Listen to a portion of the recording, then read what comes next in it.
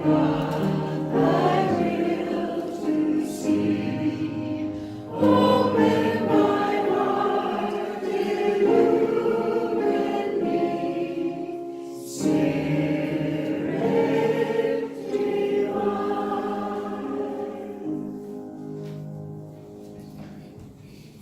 gospel lesson this morning is from Mark chapter 10 and is continuing where we left off last week, which I'm sure you all remember. Jesus and his followers came into Jericho. As Jesus was leaving Jericho together with his disciples and a sizable crowd, a blind beggar named Bartimaeus, son of Timaeus, was sitting beside the road. When he heard that Jesus of Nazareth was there, he began to shout, "Jesus, son of David, show mercy on me." Many scolded him, telling him to be quiet, but he shouted even louder, "Son of David, show me mercy." Jesus stopped and said, "Call him forward." They called the blind man. "Be encouraged," they said. "Get up, he's calling you." Throwing his coat to the side, he jumped up and came to Jesus. Jesus asked him, "What do you want me to do for you?" The blind man said, "Teacher, I want to see." Jesus said, "Go, your faith has healed you." At once he was able to see, and he began to follow Jesus on the way. This is the word of our Lord. So how many of you bought lottery tickets this week? I didn't need any hands, but it always presents a little prick to my conscience every time I think of that, because I only notice when the jackpot's really high. First you think, I'll just rely on God's providence. I don't need that money. He'll provide. But then you think, well, maybe winning the lottery is God's providence, and that's what he wants me to do. Think of all those great things I could do if I won the lottery. Does anyone relate to that one? A lot of people do. Yes. The Bible does not supply clear answers to a lot of the things we face today. The lottery isn't that important, but certainly there are other things that do. Even when it does talk about things we can directly apply it to, a lot of us can easily rationalize our way around the Bible, so we always have to be careful. We seek clarity, and sometimes we think ourselves, we use our heads to get into places that just make things a lot more convoluted than they really are. Of course, my response to the lottery is the easiest one. I drove Kristen to the store and let her buy it. If you hadn't noticed, the sun is out, actually. It's a beautiful morning, but I also have loved the fog that we've had lately. And experiencing that in the morning has reminded me of when I first started driving the school bus. I started in January, 7 years ago now, and it seemed like it rained every day when I was training. So we're out there going around the bus, checking all the different doodads on the bus, out in the rain, getting soaked every day. And then after that, you actually start driving. So when you do, first you're with your trainer, and you'll just ride along for a while, and then after a while you'll go on routes with other drivers, and then you finally get your own route. Or with me, I was at what's called a cover driver. I would come in and then I'd take routes that either weren't covered at the time because we're always short on drivers, or for someone who had called in. And I was still new to the area. I'd only been there. I just moved there, although I lived in Portland for years. I'd come back every 20 years after living in other places 20 years. And it was foggy every morning. I didn't know where I was going. You couldn't see the street signs. I didn't know the streets. You couldn't see houses on, or the house numbers either. And we're not allowed to use our phones on the bus, so I couldn't use GPS either, which sometimes gives us the wrong directions anyway. But life is often the same way. We're driving down this path of faith, and the world is just foggy. We're wondering where to go, wondering if we see those signs God is leaving us to follow, because He always does, if we're paying attention. Sometimes, though, we can see the road itself. To make matters worse, my brain is getting older, and I'm often foggy and very forgetful. It's getting harder to see, sometimes just to recognize what the problems are, as well as their solutions. When I was younger, I could go it on my own, but it seems like as I get older, I need more help from other people. I can't just wander on my own anymore. Our reading from 2 Chronicles tells us about King Jehoshaphat, and he is just terrified that this army is coming their way. He tells God, we don't know what to do, and so we are looking to you for help. We get this image of this king who's supposed to be, brave and in charge of everything, just shaking in the boots while he's waiting for things to happen. So his answer to it all is to declare a fast for everybody in the nation. But beyond that, he doesn't seem to have any plans for what to do. He doesn't know what to do, so he places everything into God's care. Now this is a story I can relate to. These days, our world has changed so much, it is so confusing at times, and yet we still want to do something. We want to make our world better however we can.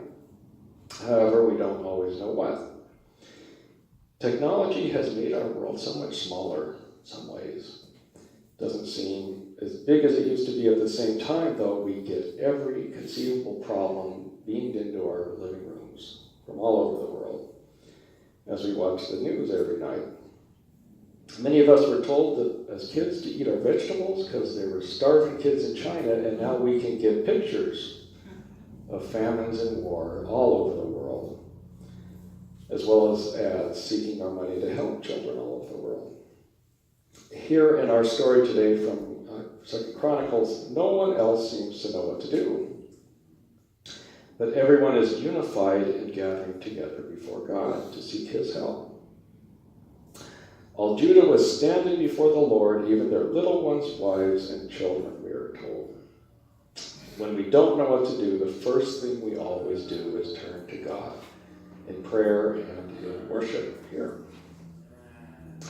God doesn't talk directly to Jehoshaphat like he does in other places. He speaks through a prophet. Jehoshaphat, we might remember, was one of the few good kings, though. Compared to the others, he was a lot better. Anyway, God speaks through a priest named Jehaziel, who tells the people, this is what the Lord says to you. Don't be afraid or discouraged by this great army, because the battle isn't yours. The battle belongs to God. March out against them tomorrow. You don't need to fight this battle. Just take your places, stand ready, and watch how the Lord who is with you will deliver you, Judah and Jerusalem. Don't be afraid or discouraged. Go out tomorrow and face them. The Lord will be with you. So they do have a plan, and it's one most people these days would probably laugh at. They go out and sing. But God defeats their enemies in battle. We're not told exactly how, other than that the armies seem to turn on themselves and kill themselves. All of the Israelites are engaged in prayer and worship at the time, singing and making music. The battle is the Lord's. The part the people play is to be faithful. Trust that God will take care of them even when they don't know what to do. When we look at our world and our churches, we have ample reason to be worried also. But we can't forget that God is in control of everything in our world, even when we find ourselves wondering just what he's up to. And unlike in Jehoshaphat's time, there are all sorts of people telling us what to do these days. Especially as in church materials, there's just all sorts of books and speakers and websites offering help. But there doesn't seem to be one silver bullet that will answer all of our problems. We have to look at our community and try to adjust our efforts accordingly to what the needs are. We may try different things, looking for what will bring new folks into church. Sometimes it seems like nothing works, but we still keep doing what we gather here to do. We keep praising God and asking for guidance. One of the many resources available is a book I have threatened to preach on before to you, which you are welcome to look at, called Growing Young, from the seminary I went to in Pasadena. I seem to be I put more people to sleep when I preach on materials like this, so I will just give you a little overview. Actually, last week I snuck in the first principle, and you didn't notice. The subtitle is 6 Essential Strategies to Help Young People Discover and Love Your Church.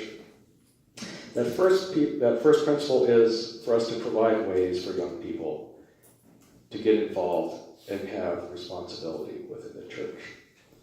They live their lives just being bombarded by images constantly on their phones and on computers and whatever. It's not enough just for them to show up and watch yet one more show. They want to get involved. So we need to be a place where they can connect with others and doing those things that will help make our world better. They need a sense of purpose. The second principle from this book is to empathize with young people. We need to know the struggles they're going through, because they're often different than what we had to face when we were kids. So we need to go where they are so that we can understand them. Many young people today view the church as either being shallow or else disconnected from what's going on in the world and not getting involved. As the back of the bulletin says, we need to be able to provide a place where people can bring their problems and discuss what's going on in their lives and be listened to. We may not have the answers they are searching for, but we can walk alongside of them as they are trying to make their way in our world. The 3 most crucial questions young people are asking themselves are the ones that we asked also, but as we get older, may not address as often. And those 3 questions are, who am I? Where do I fit in? And what difference do I make here? In other words, they're searching for identity, belonging, and a sense of purpose. Same things we do also.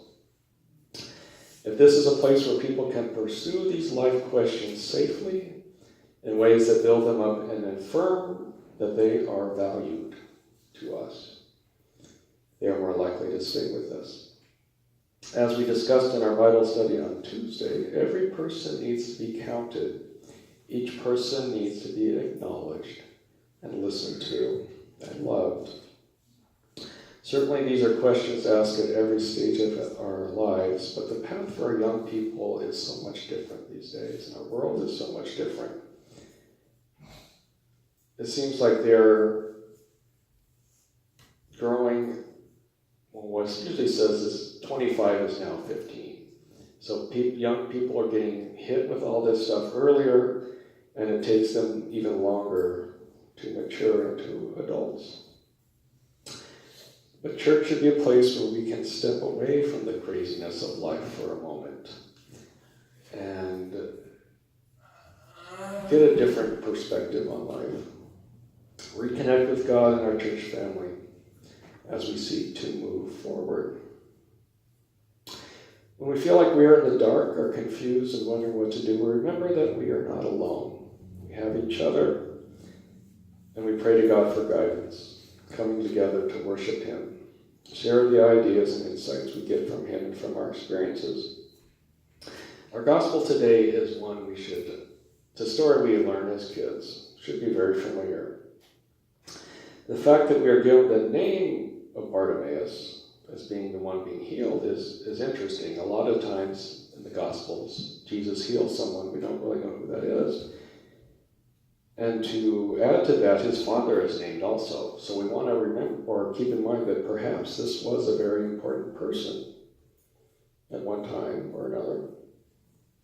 As you recall from our last week, the message from the preceding story is the first that shall be last. And the great will be the servants of all, slaves, or who were once in first place will be slaves to all. So here's a man who is now at the mercy of everyone. He's now a beggar who perhaps was once in a very different place. He is told to be quiet, and yet he keeps calling to Jesus ever more loudly and insistently. Earlier, we read of Jehoshaphat telling God he didn't know what to do, but Bartimaeus here knows exactly what to do, and he boldly calls for Jesus to have mercy. Jesus asks Bartimaeus what he can do for him, seeing that Bartimaeus believes that Jesus can heal him, and perhaps bring him back into a respectable, responsible place in society.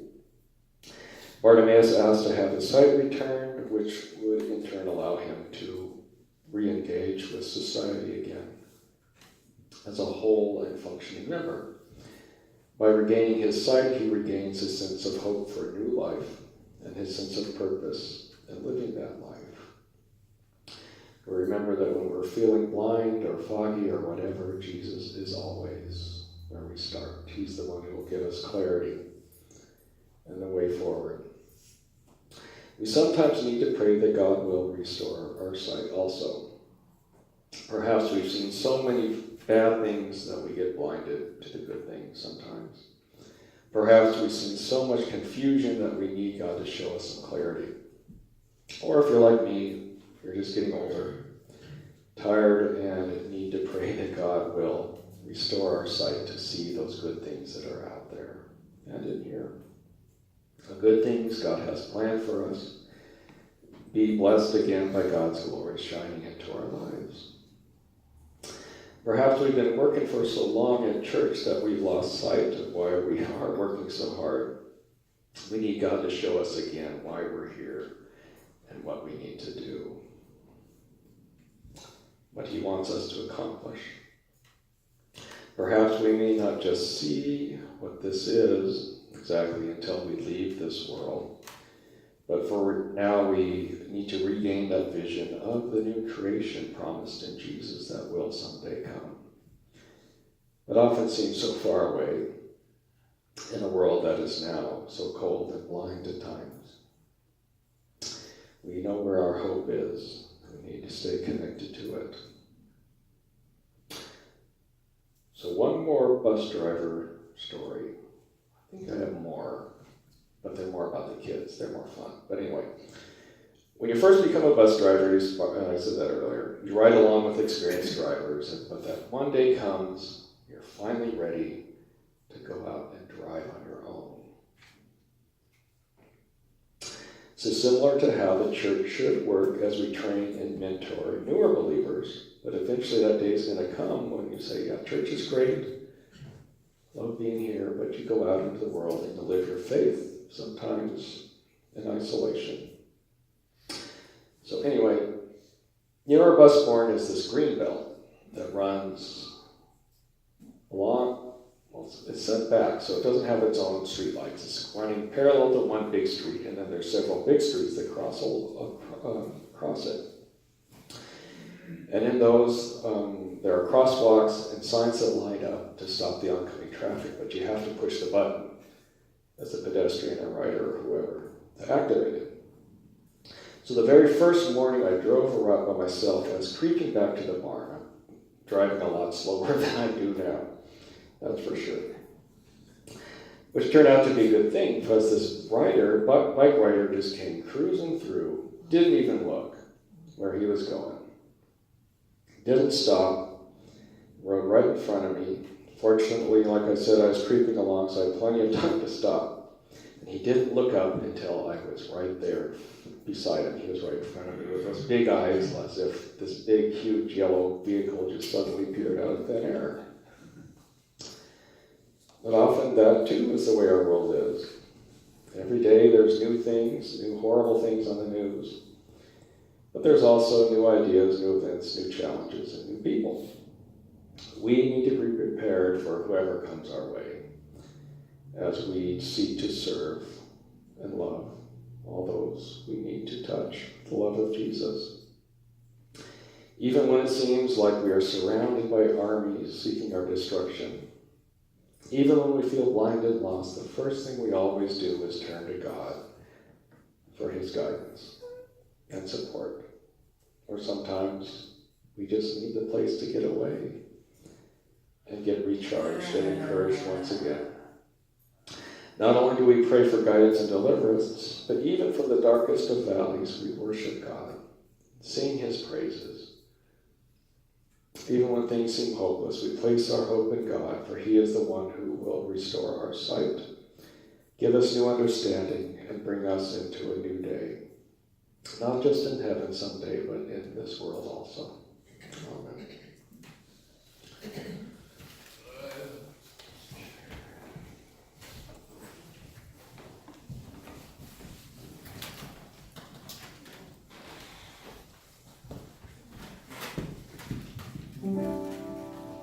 Amen.